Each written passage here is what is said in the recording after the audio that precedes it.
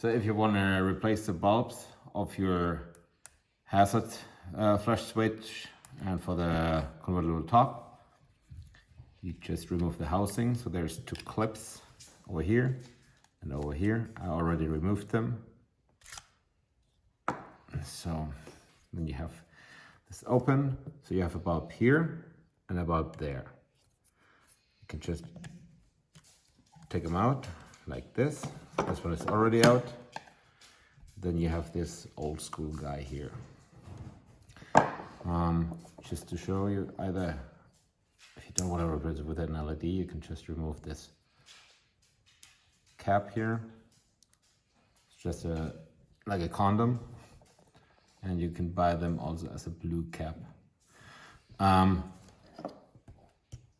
had some blue LEDs left over, so they're they're not really for 12 volts, but I installed a resistor in front of it. So I will show you how to do that. First of all, I have to show you how to remove this guy from the socket. It's quite easy to remove this bulb here. There's a tiny bit of a wire here as well. So you can just remove that like this, pull it out, get it up, make it straight. Same over here. Take it out, pull it up, make it straight. And then the lamp becomes quite loose and you can just pull it out. Boom. So this is my LED. As I said, this is not made to be working directly on 12 volts, so you have to have a resistor. I don't know how many ohms this guy has, so we'll have to write it down in the description. You will have to put it on the plus part of your LED. That's the longer one. So you have 2 feet. One is longer, one is shorter. The longer one is plus, the shorter one is minus.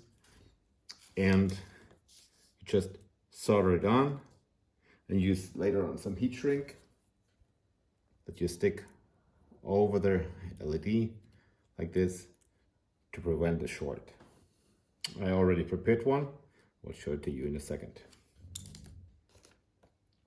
So this is the final result.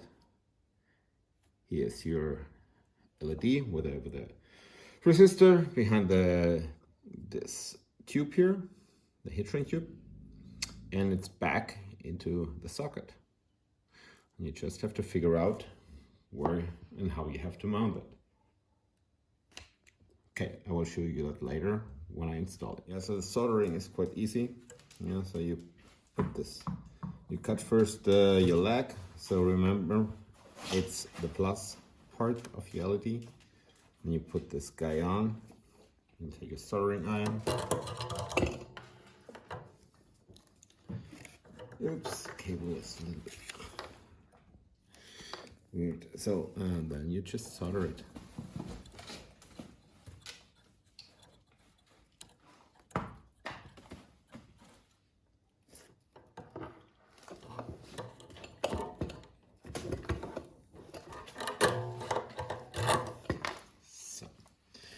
All right, and you can take this guy out of your third hand. Trim what you don't need on the top. Boom. Get your heat shrink tube. Move it over. Heat it up.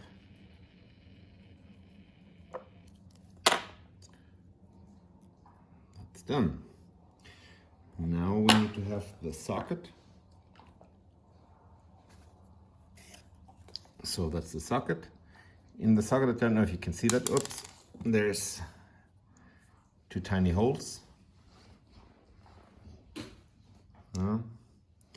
So just feed it from that side through that socket.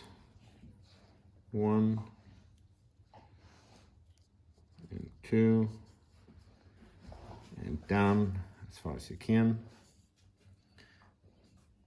And you take this foot, put it here in this cutout, move it around. Hear my dog growling.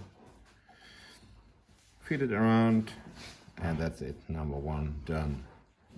Number 2, around, around, one more time around,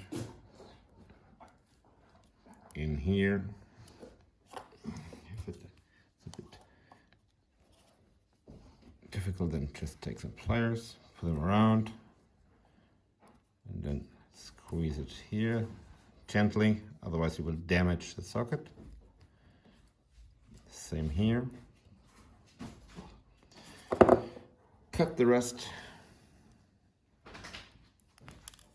1, 2, come on, ouch, that's right. And here we go. Ready to go. Now I'll show you the rest later on the switch itself. So here on the other part of the switch, you see some letters. Yeah, so you have here the G, that stands for ground, and on the top it's an I for illumination. It's very important because LEDs, they have plus and minus, that you install them always the right way. So I just was writing with a water marker on the lines what is the negative, the minus part, and what's the positive, for illumination, positive. So here all around is negative, and this big one here is the positive one. Now we install our LEDs. So the red is positive, so get it in, move it around, flip, that's it. And here the way around, positive. On that side, a little bit tricky sometimes to get it right way in, and so that should be the trick. All right, let's test it. So I have just some power supply over here, 12-volt power supply. So just turn it on. Blue in that case is my negative, and brown is my positive cable. So I'll just put it here on the negative, here on the positive, and oops, flip it around. Working.